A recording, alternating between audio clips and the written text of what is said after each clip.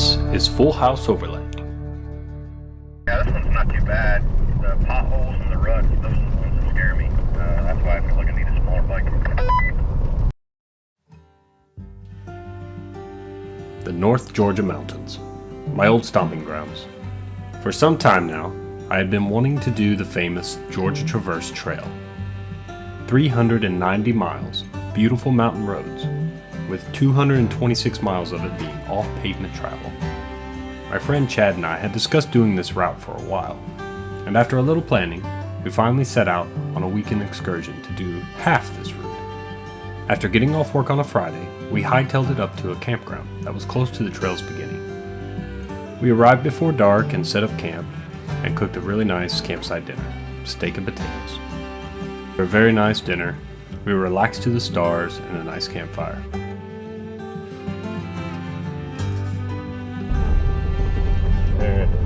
The next morning we began our off-road journey, taking a scenic loop I had been down before.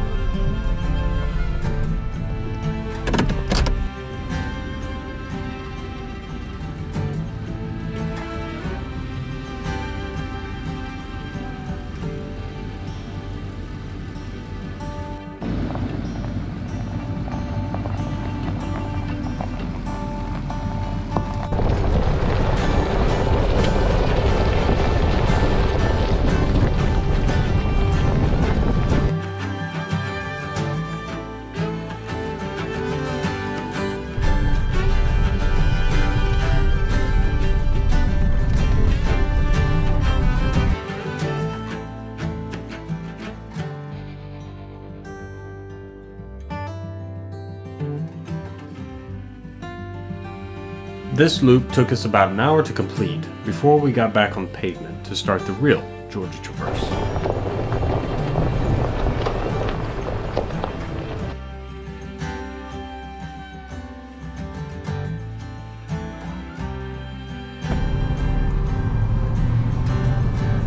That's a fun little loop.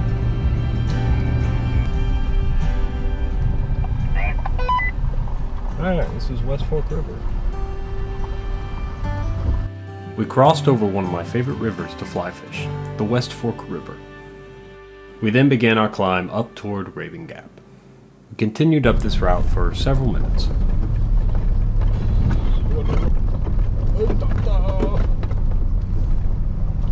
How? Ow! Ow!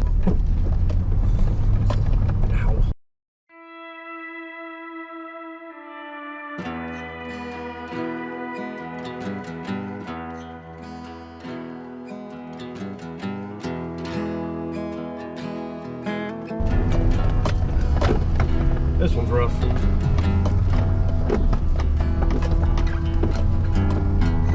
I didn't get this on film, but I had quite a scare after going over a large rock or rut. After going over this rock, my engine completely shut down. The check engine light came on and the battery light. My old Thunder Tundra was dead in the water. Chad and I assessed what was going on. I could crank up the engine, but it would just shut off after 2 seconds. We figured something electrical had come loose. But after about 10 minutes of fumbling under the hood, Chad noticed that my air intake had come loose and had about a 1-inch gap between the air intake and the engine. This caused the air to bypass the intake sensor, which then sent a bad signal to the computer, which then shut down the engine. So, after reattaching the intake, the engine fired right up, and we were on our way again. Yeah, for a minute there, I thought I was going to have to get my 2014 Tundra towed. Again. Story for another time.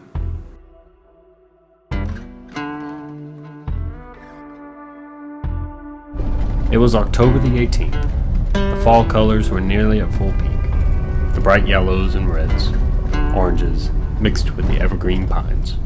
There were a couple of rough patches on there. But all in all, a 2-wheel drive vehicle with a little more clearance can hit all of these trails easily. We hit pavement again and came down the mountain through Highlands, North Carolina.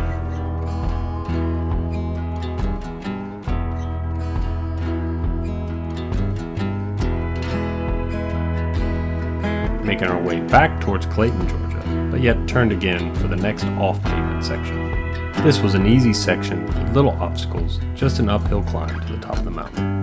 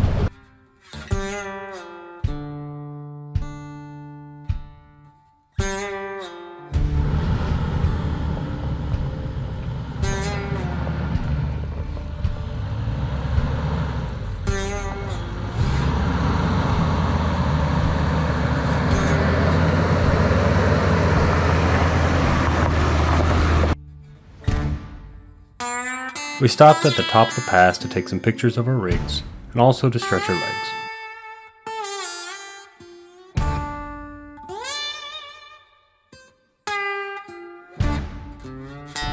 Things began to get interesting on the next turn.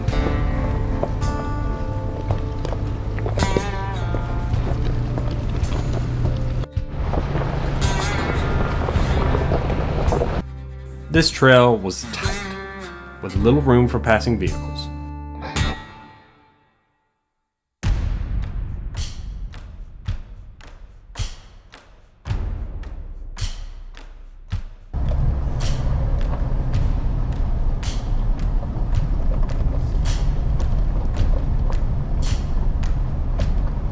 This is a very tight and narrow one.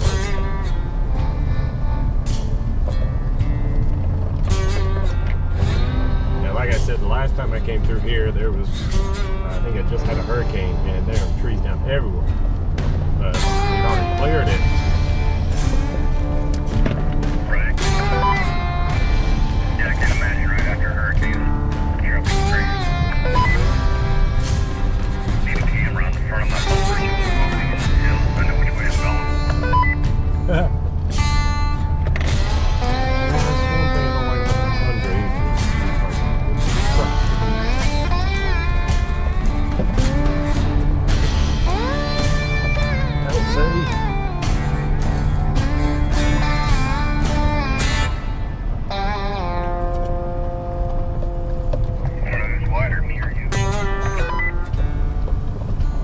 Thunder's pretty wide.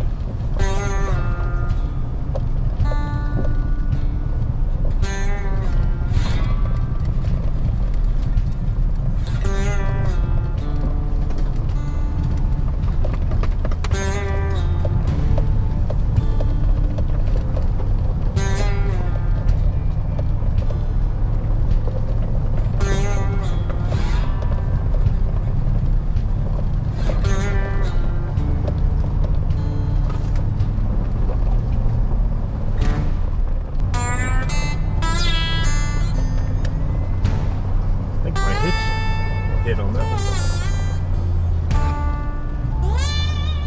Yeah, on some of these bumps, your hitch is dragging pretty low.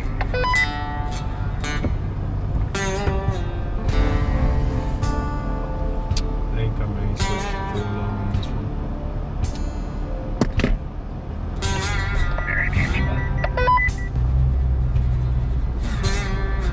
We came upon our first true obstacle. I don't know about this one. Hold up. It's very steep too. Oh, it's not too bad. You haven't seen what I see yet. We took a short walk, hike, up the hill to assess the approach.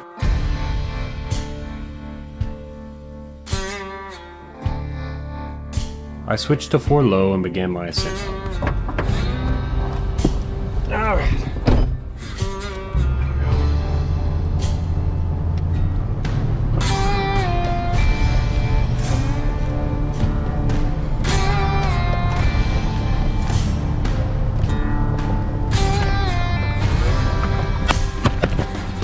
GoPro. Well, luckily Chad had shot this on his iPhone, which took a pretty good shot.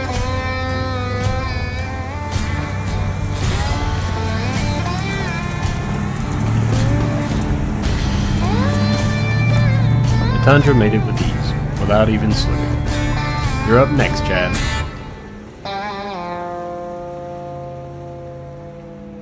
Huh, come on. I'm away. Chad was running with a 2016 or 17 GMC Denali diesel, King driver. which was doing pretty Driver. good. Driver. Good.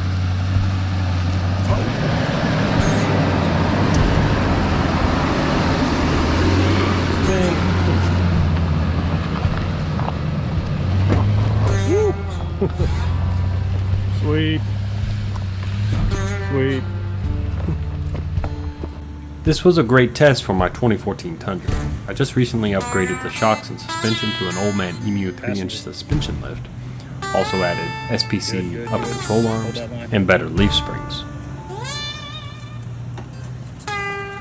Driver a little bit. This was a very interesting section. It had a very steep incline. But all in all, it would be easily passable with a standard four-wheel drive vehicle.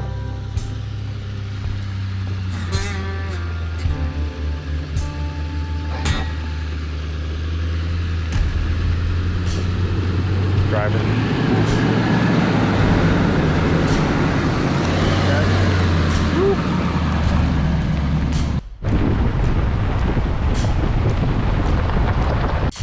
The Tallulah River, which I knew well, was showing its best fall colors.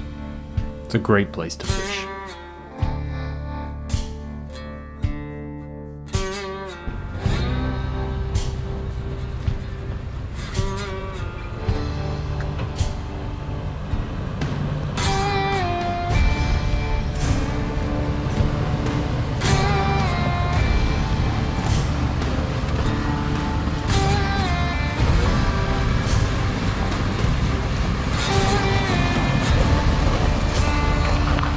Charlie's Creek Road. Driver beware. This is where the fun begins. I had been up this trail twice in the old truck, a 2001 Ford F-150 Super Crew that was fully dark. The last time was 8 years ago and had about 2 inches of snow, so it was real fun. This year was more of a challenge. Line. What a phone line communication. This video does not justly show the angles or depth of these washouts. You really had to be there. The approach for this was better going up the hill, but the departing angle made me very uneasy about rolling. I chose the lower line based upon a video I saw of a 4Runner about a week before. But he was in a 4Runner, not a long Tundra. Yeah, that looks rough.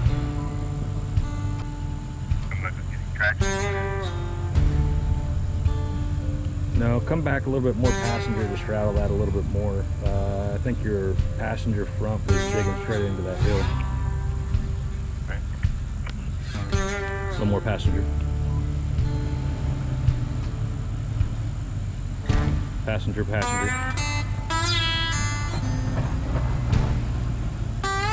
No.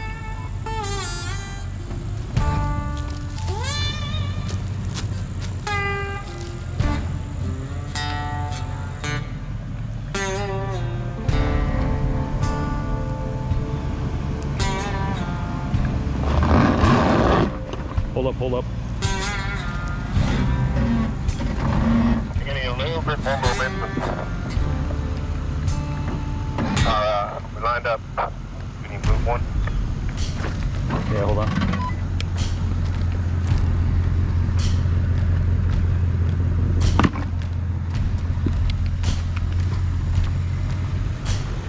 You're gonna have to edit this video. Hold on. Let me move your driver real quick. Hold on.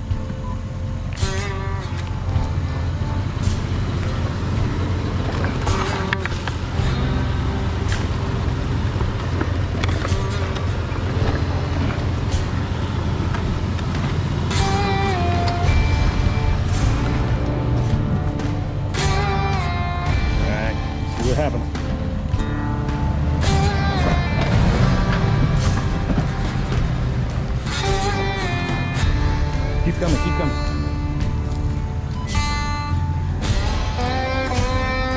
Yeah.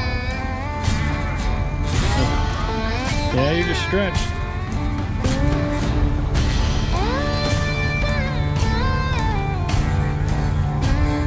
Woo. What you doing? And stay high, stay driver.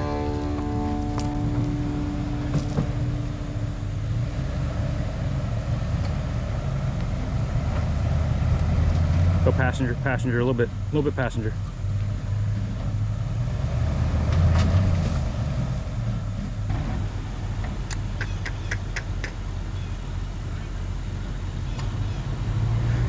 You look level, but I mean, you could come passenger. You can come passenger about 2 foot.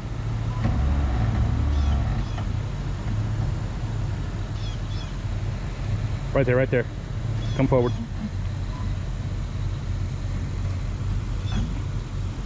Passenger, passenger, passenger, passenger, passenger.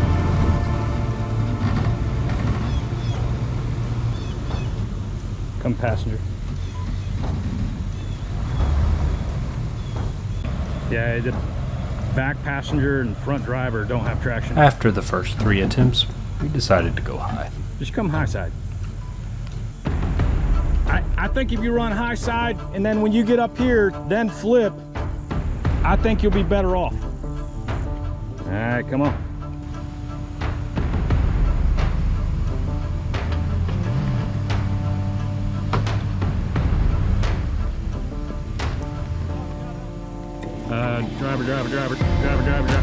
Driver. Yeah, just keep going. Momentum. I was towards me, leaning straight into the towards me. driver's side a lot. Slightly driver. Made me a little nervous.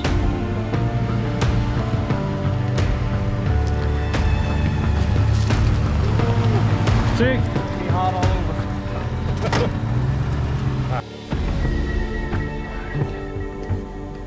Alrighty. Alright, here goes nothing.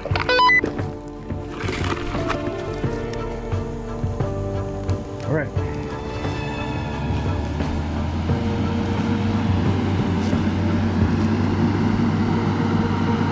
Passenger, Chad was nervous too by the end. passenger.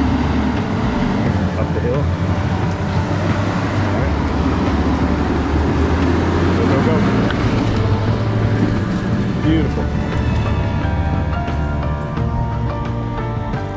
Woo! That I was nervous. was rough.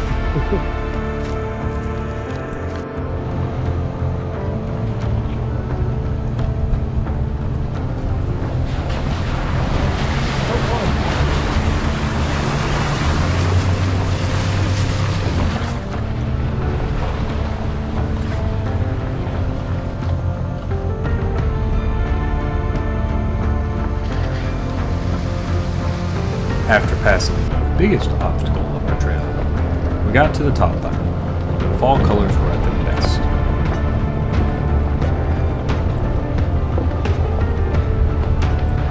We came down the backside of Charles Creek, which was a little steep, but not too much of an issue. We then headed to Hiawassee to grab some lunch and to fuel up. At the gas station, this is where we noticed Chad had suffered a boo-boo. Somehow a stick had shot up into his grill and punctured his AC evaporator. Thankfully, just that and not his radiator. After a quick check, making sure everything was good on his truck, we then continued on our route. He had to run with his windows down since his AC quit working. Wish I had thought to put him up front now since his windows were down and he was getting plenty of dust. Could be worse. Sorry, Chad.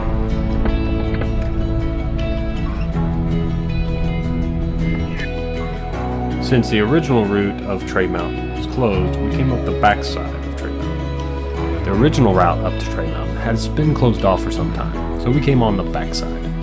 Unfortunately, at this part of the journey, I had to switch from my GoPro to my dash cam, which didn't exactly take the best video. And at this point, we were just trying to make time and arrive at our campsite by dark.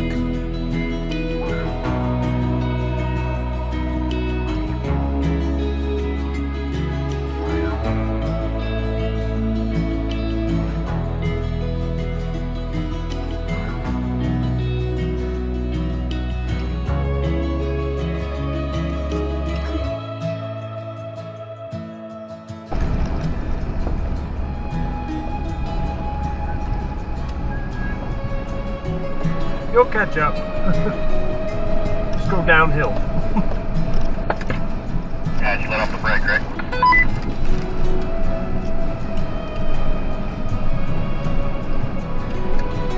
There are less rocks.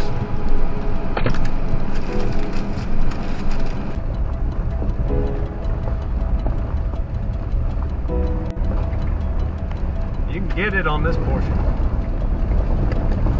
Yeah.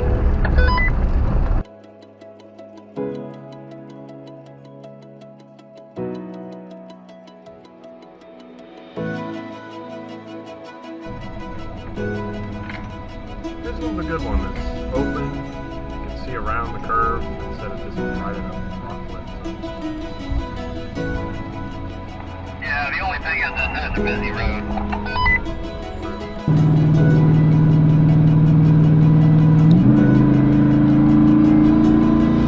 You can hear the roar of my V8 going up these inclines, and my fuel economy dropping.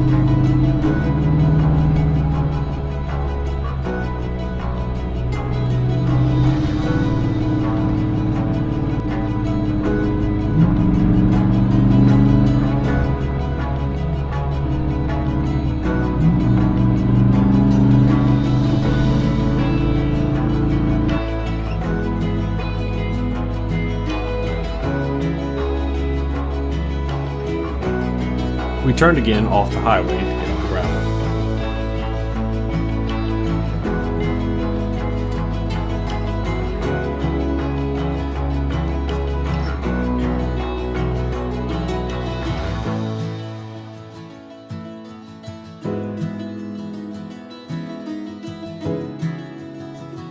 We came across 2 more water crossings.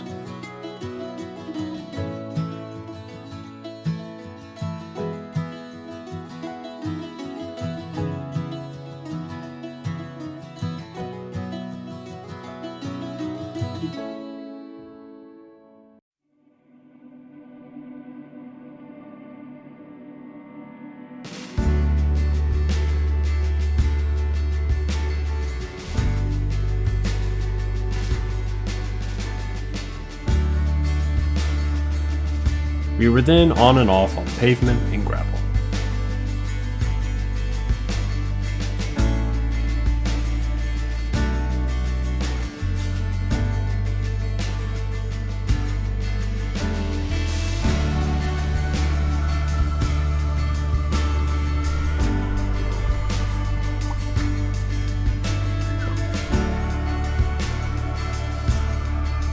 That grocery store back there, we stop all the time on the motorcycle Sunriders Express Street, just a fun little grocery store.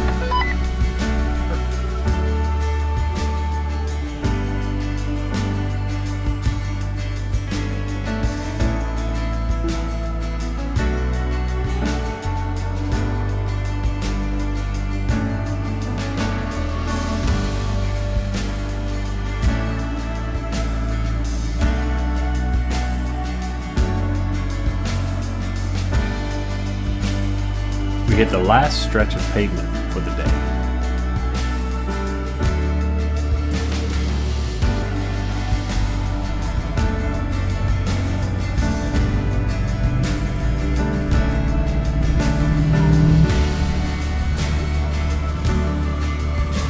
We then turned onto this road.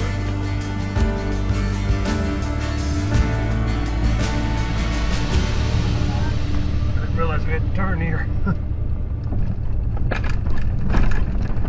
Oh! Yeah, I figure we were getting close to having dirt roads to be done.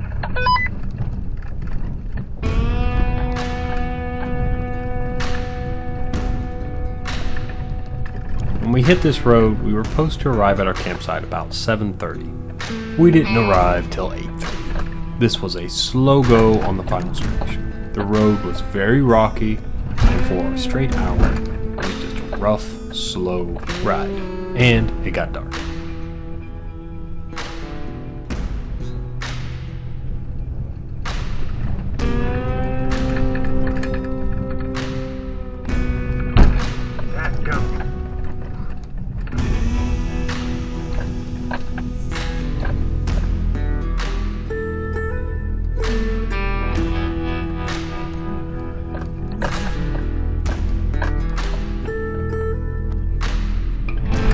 I didn't film much after this.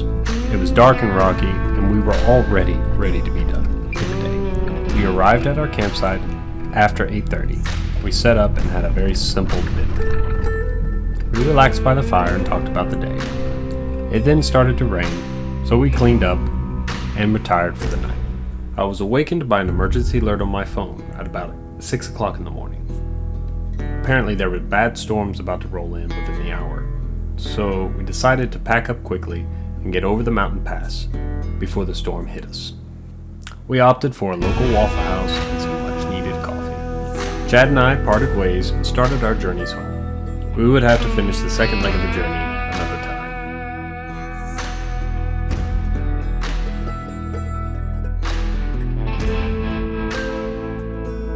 As I was driving back in the rain, I was reflecting back on some improvements I want to make on the rig for the next journey. So thanks for tuning in. Stay tuned for part 2 of this trip.